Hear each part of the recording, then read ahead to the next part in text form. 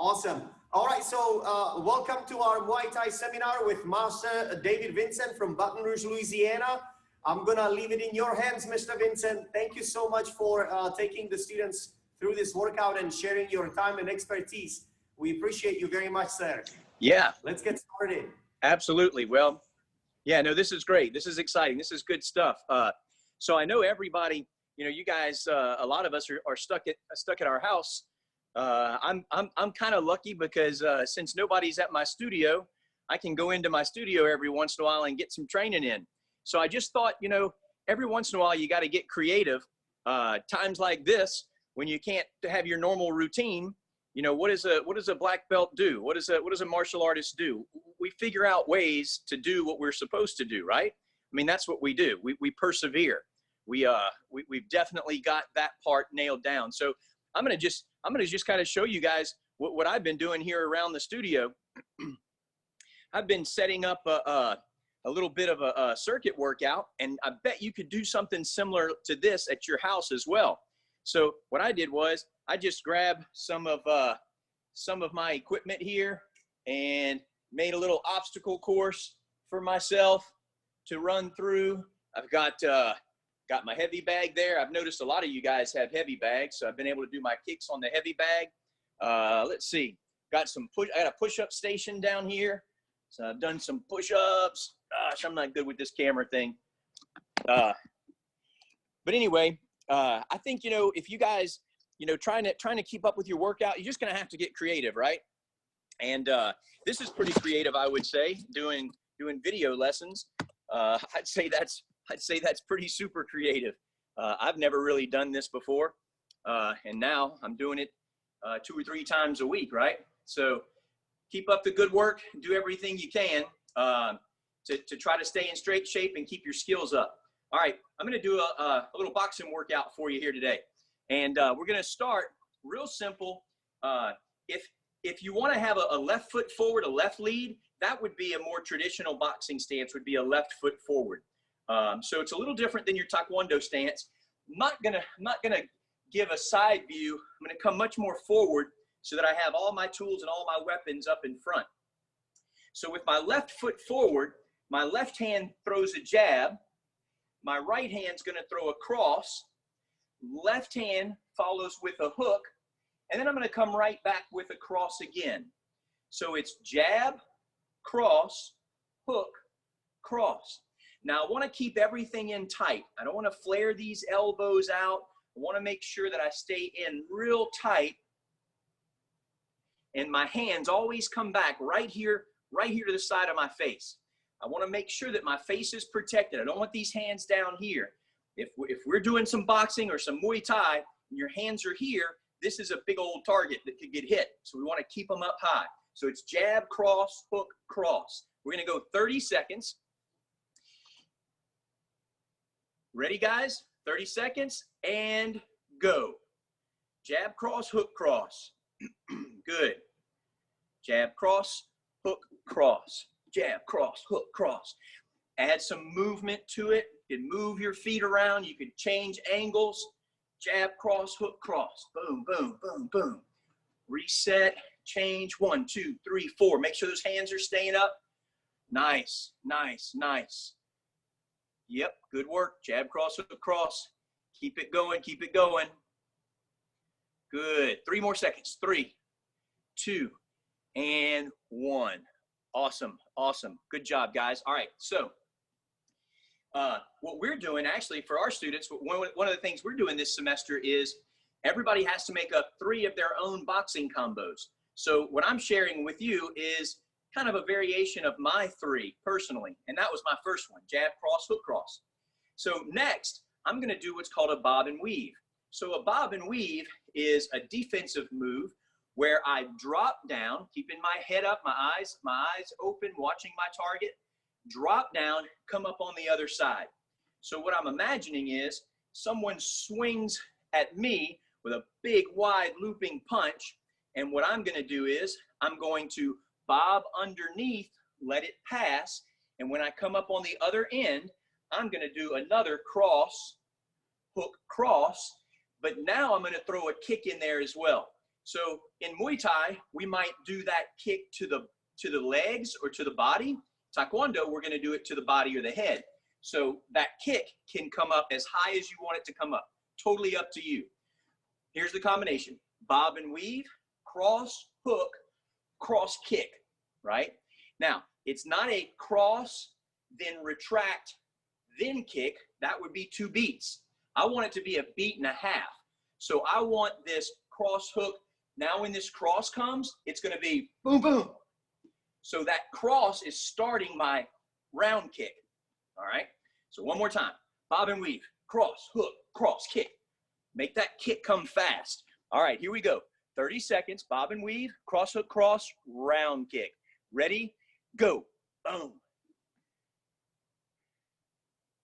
Good. Bob and weave, cross, hook, cross, kick. Good. Bob and weave, cross, hook, cross, kick. Yeah, that kick comes out there fast. Bob and weave, cross, hook, cross, kick. Yeah, good, good, good. Let that cross, boom, boom, load up that kick. Nice. Some of you guys got some good high kicks. 2 seconds and done. Excellent. All right. Pretty good work. Pretty good work. The footwork on this is pretty important. When I do my jab, I'm going to step forward. When I do my cross, I'm going to pivot. When I do my hook, I'm going to pivot. When I do my cross, I'm going to pivot again. When I bob and weave, I move the right foot first because I'm moving to the right. Pivot on the cross, pivot on the hook, pivot kick on the cross round kick. So the footwork in there, make sure that you're using those hips, you're turning your body, and you're getting power into each of these moves. All right, combo number 3. Combo number 3 is going to start with a cover. All a cover is, so now this guy's trying to hit me with a body hook. All my cover is I drop my elbow to my body, raise my hip just a little bit, just enough to cover and shield the side of my body. From here, I'm going to uppercut here, boom. There's my uppercut. So I've shielded, and then I quick, boom, uppercut right under the jaw. Tee him up, and then I'm going to cross, hook again, and then after this hook, I'm going to go fingers towards the face and drive the knee. Now, in Taekwondo, we can't use knees. In Taekwondo, we can't send our fingers towards our opponent's eyes. In Taekwondo, there's lots of things we can't do. But all of those things we can't do are to make sure that our partner stays safe, right? So here's the deal. If we were really talking about a self-defense situation, I want to do all those things that I'm not allowed to do in Taekwondo because I don't care if my opponent stays safe, right? So we will go fingers to the face. We will go knee. We will kick to the leg. We'll do all those things because we're talking much more self-defense than we are just straight up tournament competition. All right, so here we go. Cover, uppercut, cross, hook, and then cross, add the knee. Cover, uppercut, cross, hook, throw the knee. If you want to throw that extra cross in there, you can. No big deal. Cover, uppercut, cross, hook, knee. Got that? All right, here we go. 30 seconds. 30 seconds, and go. Boom. Cover, uppercut, cross, hook, throw the rear knee. Good. Cover, uppercut, cross, hook, bang. Yep. Cover, uppercut, cross, hook, bang. Cover, uppercut, cross, hook, bang. Good. Cover, uppercut. Yep. Cross, hook, and bang. Nice, nice, nice. Throw that knee. Good. 3 more seconds. 2 and 1. Awesome. Nice job. Nice job. Nice job. Okay, so if I take those 3 combinations, what I did was I said that was going to be my first, my second, my third combination. I put those together like that and said, I want to make sure that I want to be able to put all three of them together, right? So instead of making 3 short combinations, I could just have 1 big long combination. So now, if you go back and remember the very first one, it's jab, cross, hook, cross. The second one, bob and weave, cross, hook, cross, kick. Then the third one, cover, uppercut, cross, hook, knee. Yeah, you got all that? It's a memory test. Jab, cross, hook, cross. Bob and weave, cross, hook, cross, kick. Cover, uppercut, cross, hook, knee. That might be a lot for an average person, but since you guys are well above average, I think you'll be able to handle it. All right, you ready? We're gonna go 30 seconds. I'll do it with you. If you've got the combo down, rock it out. If you need a little bit of help, just stay with me and I'll call it out. All right, you ready? 30 seconds and go. Jab, cross, hook, cross. Bob and weave, cross, hook, cross, kick. Cover, uppercut, cross, hook, knee. Jab, cross, hook, cross. Bob and weave, cross, hook, cross, kick. Cover, uppercut, cross, hook, knee. Excellent. Jab, cross, hook, cross. Bob and weave, cross, hook, cross, kick. Cover, uppercut, cross, hook, knee. One more time. Jab, cross, hook, cross. Bob and weave, cross, hook, cross, kick. Cover, uppercut, cross, hook, knee. And excellent, excellent, excellent. That was pretty cool. Very cool. Muay Thai boxing combos, even though they're a little different stance, even though they're a little different than what you would see in Taekwondo, definitely has a good opportunity to teach you, train you to keep your hands up, right? How many times does your instructor say, Billy, keep your hands up in sparring? You know, Susie, keep those hands up or somebody's going to kick you in the head. Well, all this Muay Thai boxing really helps reinforce that hands up position. It also works on some things like elbows and knees, things that we don't get to work on a lot in Taekwondo. And like I said, mostly because it's just not safe to do that to your partner in class. But when we think about the self-defense aspect of this, it's the things, like I said, the things that are against the rules because they might hurt somebody. There really are no rules when we're talking about the self-defense part of things, right? Yeah, if that makes sense to you. Makes sense to me. I mean, if somebody's gonna punch me or elbow me, I'd rather them punch me than elbow me. Personally, actually, I'd rather them do neither, right? I'd rather like we just go pick some flowers together or something, right?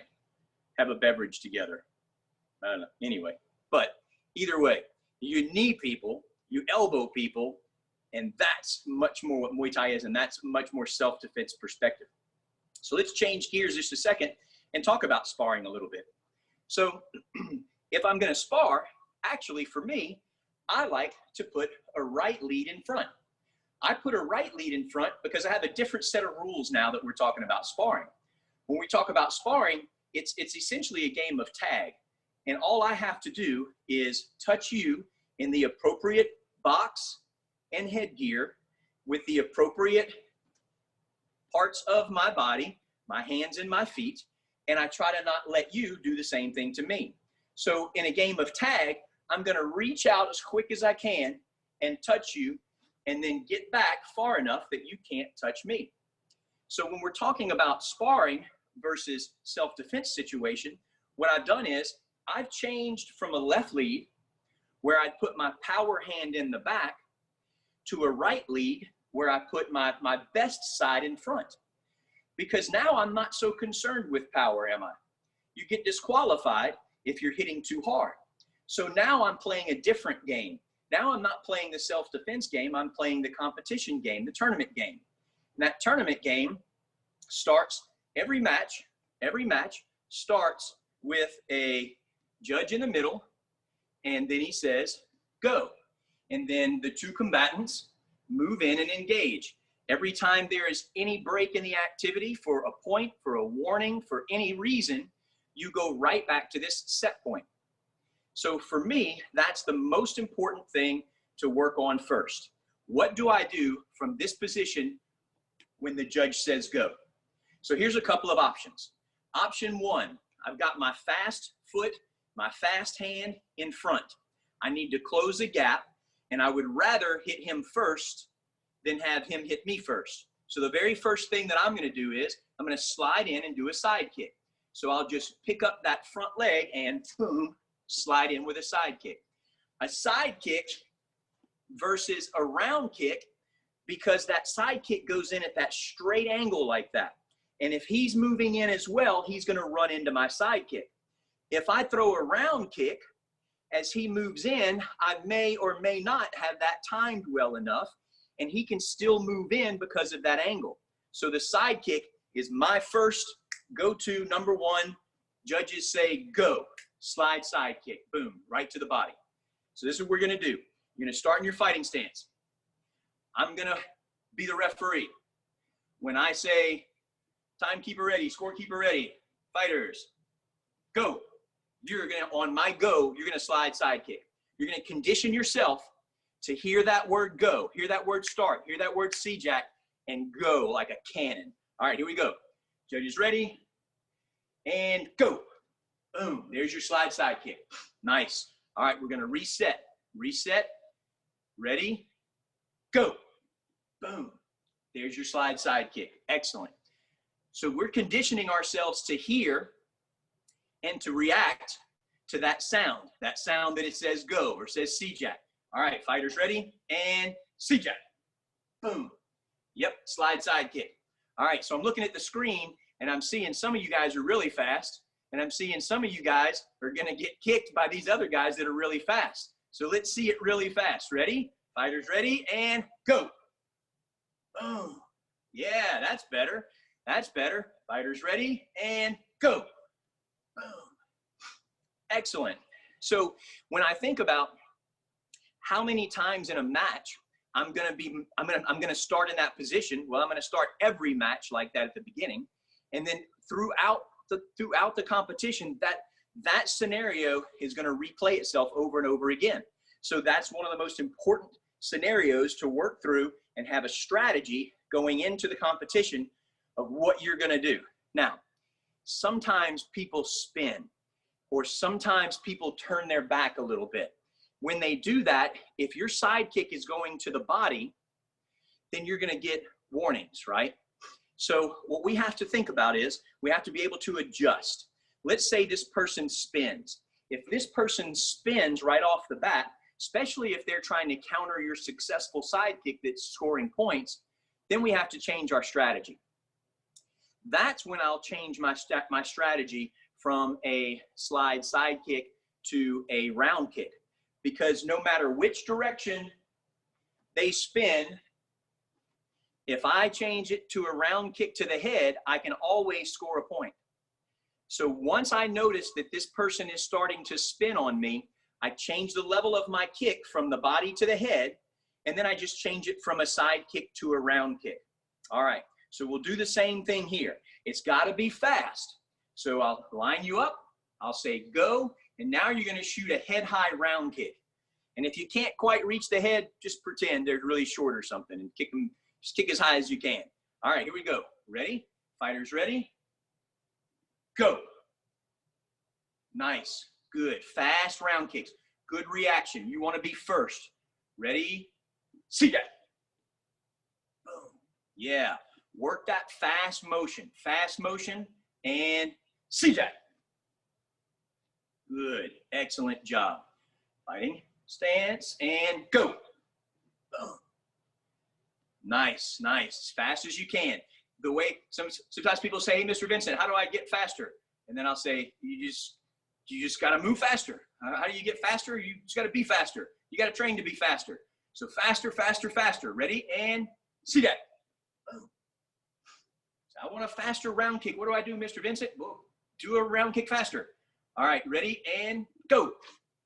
Boom. Nice. Excellent. Excellent. Excellent. One more time. See that. Boom. Good. So you're getting yourself used to the cues, and that cue is C-Jack or go. That cue is the referee steps back. That referee gives you that signal. That's what you're cueing on. You can see it in your head before it happens, so you're already ready to react to it. And your reaction time, if it's faster than your opponent's reaction time, then you've just gained some speed on them. So honestly, speed is more about efficiency and more about a commitment to do or know what you're going to do before your opponent knows what they're going to do. So if you're smart enough, and if you've got the timing, and if you've made your technique efficient enough, you're going to automatically be faster than people who didn't. So by efficiency, what I mean is, every time I do a kick, do I have to step my foot first before I kick? Or even worse, do I have to step my front foot, then my back foot, then kick? Let's count the steps. Here's the steps. 1, 2. All right, let's count the steps. 1, 2, 3. Now let's count the steps. 1. So that slide motion is a more efficient motion than stepping first or stepping twice. If I can get my side to cut my slide to cover the gap, to cover the distance, and not have to take extra steps, then I've just cut my technique down from 3 or 2 steps down to 1 step. What's more efficient? Something that I can do in 1 beat or something that I have to do in 3 beats? In effect, by making your technique efficient and being able to slide in and throw that kick versus 1, 2, 3 or 1, 2, I'm going to be faster than my opponent without maybe actually being faster. I'm just more efficient. If I know what I'm going to do, as soon as I hear the word go, I eliminate that lag time between my brain and my body, because my brain is already told my body what's going to happen as soon as I hear go. So these are sparring strategies, totally different than Muay Thai combinations. But we have to be able, as martial artists, we have to be able to change and adapt to the rules of the game. The rules of the game, when you're in a self-defense situation, protecting yourself or protecting your family, is that the same set of rules as at a tournament? When you go to the tournament, there's judges, there's safety equipment, maybe there's mats on the floor, there's all these things to protect us and keep us safe. When we're in a self-defense situation, if you're walking through the parking lot at the grocery store, is there a judge there? Is he going to give warnings for the person who used a knee or an elbow? Do you carry mats with you around to the grocery store and say, hold on a second, before you attack me, let me lay these mats down. Oh, hold on a second, I've got some sparring gear in the trunk, let me put it on. Is that what happens? I don't think so. I don't think so. Probably not. If it happens like that, it's a little weird, right? So being able to adapt to this tournament type scenario in a self-defense scenario, that's what we do as martial artists. That's what we do. We look at the situation that we are in, and we just change our tools, reach in the box and use the tools that we need to use to fix the problem that we have, right? Problem is, I need to beat this guy and take a gold medal home. That's a set of rules. Problem is, this guy is going to do something bad to me or my family. Different set of rules. So the whole adapting and being able to change and being able to have the right tools and the right mindset to handle various situations, that is what we are. That is who we are. That is how we operate as martial artists. That's why all this home study stuff is so easy for us. That's why all this stuck at home kind of stuff is so easy for us, because we're martial artists and we can adapt and we can handle any situation. We're proving it right now with people all over the country coming together to do what we do, to do what we love. And that's train, and that's become better human beings and better martial artists. you guys are pretty awesome. I know that we're supposed to wrap this thing up in just a minute or two. I'd like to hear from some of you guys, like some of the things that you're doing, or if you have any questions for me specifically, I would be more than happy to oblige you. So I don't know exactly how that works. I think Mr. Spikar has you guys raise your hand or comes in and starts talking. Yeah. Yes, sir. Hey, Mr. Vincent. Hey, sir. Hey, good. Thank you so much. Okay, so I'm gonna switch you guys to where I can see everybody. Raise your hand if you have a question, guys. Raise your hand if you have a question. Jump up and down. Raise your hand. Nicholas, I see you raise your hand. Okay, Nicholas, you can ask your question. In boxing, is defense or attack better? I'll give you an answer that is going to apply to not only boxing but also tournament sparring. So this is my philosophy. Either you score first and then you score every time after that, right? Kind of like a game of basketball, make them take them, where you score the basket and you get the ball back, right? That's what I want to do. I want to score over and over again. I want to score first. As soon as they say go, I want to score. So boxing works the same way. I want to score constantly. But that doesn't mean that doesn't mean I forget about my defense.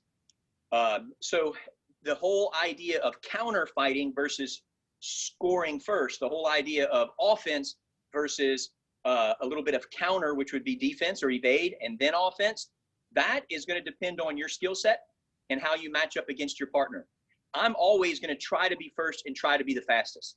If I'm not succeeding at that, then I'll switch to more of a counter where I'll draw them in and then move in. Hopefully that answers your question. Fantastic. Next question is from Ellie Hyman. Ellie, ask your question. So what is the name of your school? Well, it's got a really cool name. It's named David Vincent's Martial Arts. That's a nice name. Why, thank you very much. What's the name of your school? Okay, now I'm always forgetting. International Karate. International Karate. My mom just told me now. Oh, International Karate. So is your instructor Elvis? Yes. Yes. No, because I know about him, but it is actually Mr. Ashwood. Oh, Awesome. Mr. Ashwood. Yeah, him and Elvis. Yeah, they run the school together, right? Yes, they do. Yeah. All right, we have next question is from Lee and Jonah Warren. I wanted to ask if either of you have ever been in an actual situation where you have to do a self-defense maneuver. How old are you? Because I could tell you some stories, but if your parents are listening, I probably can't. That means yes, he was, boys. Okay, guys, raise your hand so I can see you. If you have a question, raise your hand. Do it quick, and hold it up, guys. I'm trying to scroll through. We've got over 40 participants. All right, I got a question. I see you. Let me see if I can unmute you quickly. All right, from Major Braden. Major, what's your question?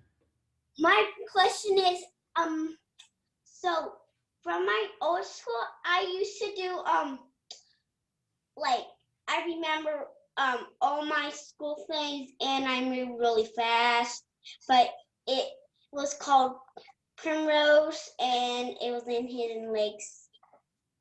So what's your question for him? Wow. Were you asking, because you were asking earlier about getting fast. He was asking earlier about what kind of things you can do to get, because you said just be faster, and he was asking what kind of things would you tell him to do to learn to be faster, to get faster? Yes, that's a good question. And you know, when I say just be faster, I guess what I mean about that is, you know, people will say they want a drill, right? They want something to do that's gonna make them faster. Well, you just got to move faster.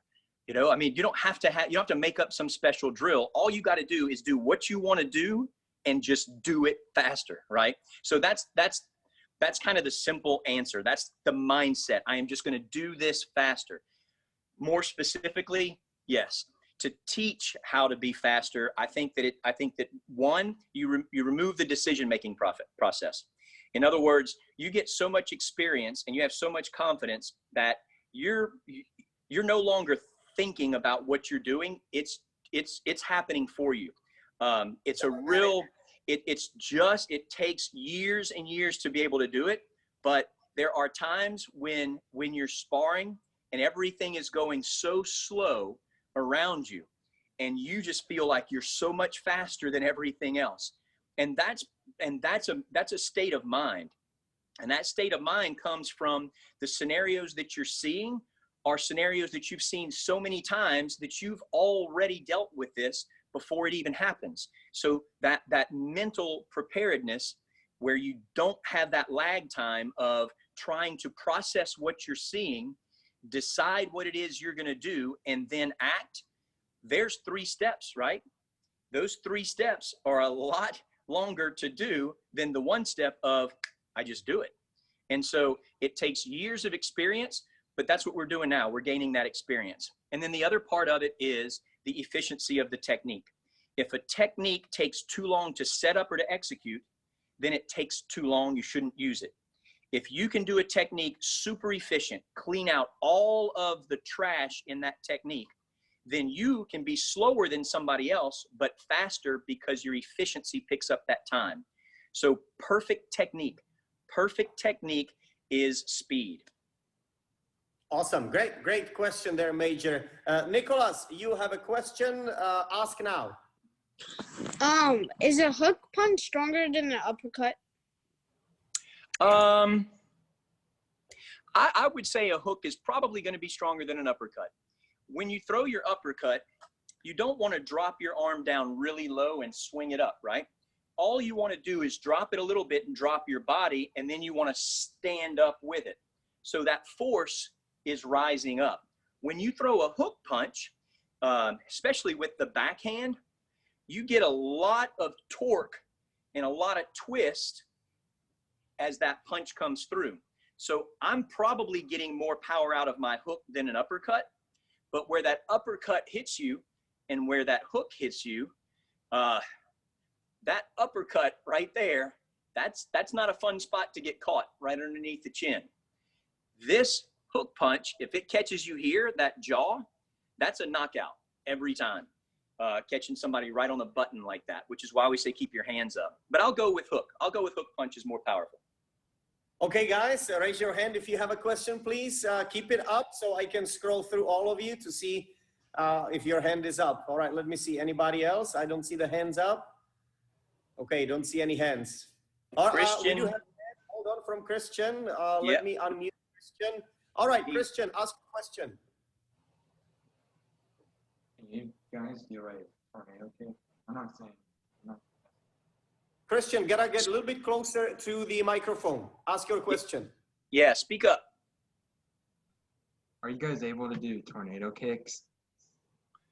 What do you call a tornado kick? Sometimes the terminology is different. I mean, when you pivot and then work back and then lift your knee up and then kick. 360 pressing kick, yes. Watch what I'm doing. Is this your tornado kick? Something like that, yeah. Something like that? Yeah. Oh yeah, you can do that. You can do that all day long. As long as they don't catch you in the air and dump you on the ground. Yeah. Good question, Christian. All right, team, somebody else? Somebody else has a question? Let me see your hands. Otherwise, we're gonna finish this awesome seminar with Mr. Vincent. I hope you guys had lots of fun. Hayden Walker.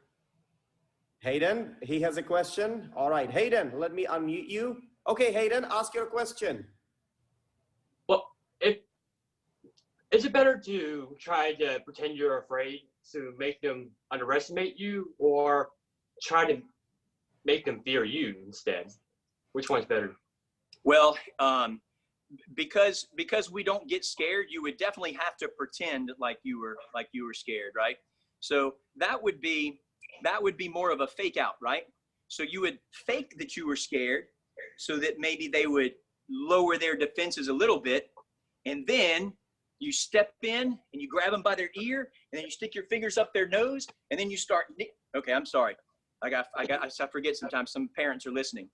But there's also the other strategy: is you intimidate them. You make them scared, right? Mm-hmm. Yeah. The thing. Yeah, absolutely. All right, guys. I think this was it for all the questions. I think so too. All right. Mr. Vincent, thank you so much. I appreciate you, sir, for sharing your expertise and time. Do you have anything to add, sir? You know, like I said before, any challenges, all of these things that are just different in general, that's what we do all the time. We're martial artists. We adapt and we overcome and we succeed. And you guys are proving that right now, just by being on this feed right now. So keep up the good work, and we'll see you guys soon. Awesome. All right, team, let's bow out. Everybody, put your hands out. When we say set, you say yes, sir. And set, yes, sir. Yes, sir. When we bow, we say yes, I can. Bow, yes, I can. Yes, I can. Thank you, Mr. Vincent. Thank you, everybody, for tuning in. Don't forget, on Wednesday at 11, we have another seminar. Bye, everybody. Bye-bye.